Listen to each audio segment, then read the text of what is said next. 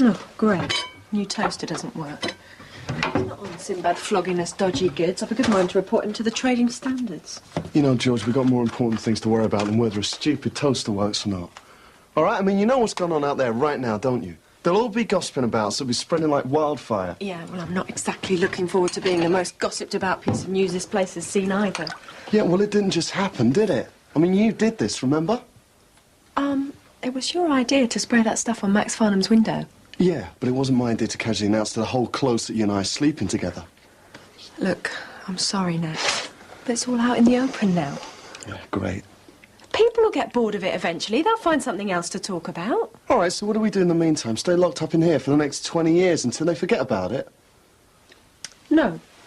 What are you doing? I'm taking this toaster back to Sinbad to get it mended. We've got to face up to people, Nat. If we can get through this, we can get through anything.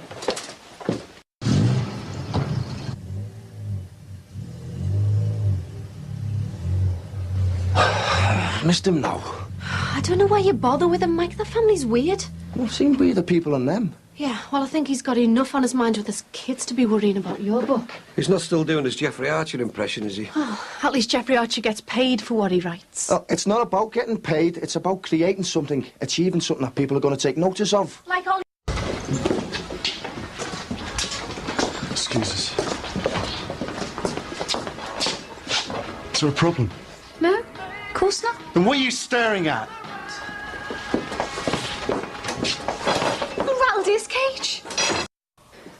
Oh, come on, Mike. At least for a couple of weeks, just to help your dad out over Christmas. He's already got someone, Belle Simpson. Yeah, but I need someone on the inside, don't I, to keep an eye on things. Once word gets out what our kids have been up to, then people are going to stop coming in. I'll lose half my customers. I don't see what the problem is. But Mike, they've committed incest. So? I suppose you think people should get a grant for it, eh? Mind you, I'm surprised they don't, the way things are going these days. Look, incest was only ever a problem before the days of contraception, wasn't it? When they thought the kids were going to have two heads and all that. So you think it's okay, do you? It's the depths of depravity, Michael. Hang on a minute, Dad. There's people all over the world getting hacked to bits and bombed to pieces. Now, that's the depths of depravity. I mean, these two people love each other, so what's the problem? Mike, incest. It's wrong, isn't it? And against the law. I mean, I don't blame you, Dad, for worrying. I wouldn't want any of them working for me. And it is still me who pays all the bills in this house, remember? All right, OK. I'll do a couple of hours a day for you. But if I ever publish it on the phone, I'm off like a shot, OK? Yeah, OK. Thank you, Michael. Don't worry, I'll make it worth your while. Now, look, all you've got to do now is just turn up and say you've come to help out with the Christmas rush. Christmas rush? Are we talking about the same shop here? Don't push it, sunshine. Oh, I made up you finally seen some sense and got work. I feel like this is the first step towards us getting our own place now.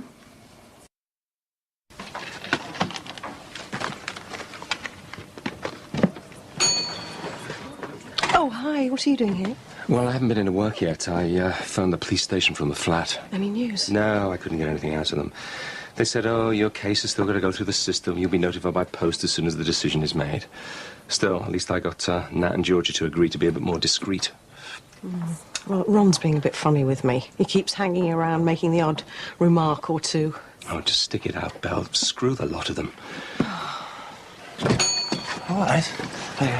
Oh, Mr. Simpson, any chance of a word about me book?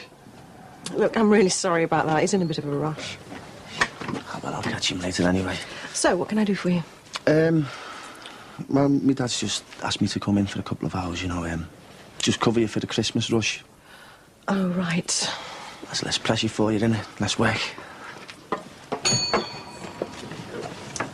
How are you, Mike?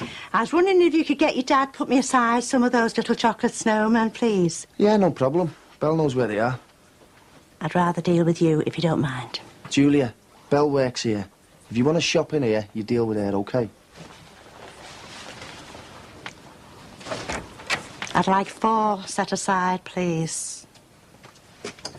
And I'll be back to pay for them when I pick up my pension. You were very firm with Julia there. Yeah, well, she deserved it. I suppose we're the talk of the town at the moment. It's none of anyone's business, really, is it? Well, thanks for standing up for me.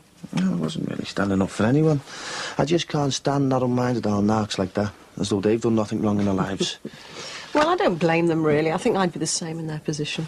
Look, not everyone hates you, you know. I mean, I heard all the gossip and, well, it doesn't bother me. Well, I wish everyone was as sympathetic as you are.